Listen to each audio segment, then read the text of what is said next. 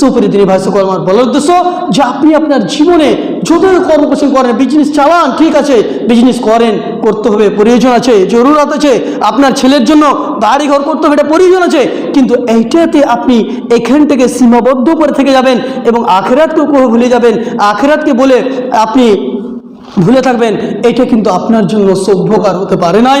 যেহেতু আপনাকে সেই জায়গাতে যেতে হবে, আমাকে যেতে হবে, যেখানে আমাদের আপনাদের সকলকেই সেখানে তিনটি প্রশ্নের সম্মুখীন হতে হবে।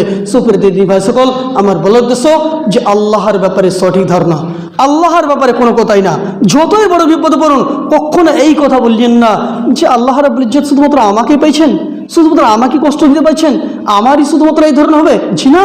তার মানে আপনি এটা জেনে রাখুন যে তার মানে আপনি আল্লাহর প্রতি সঠিক ধারণা রাখেননি।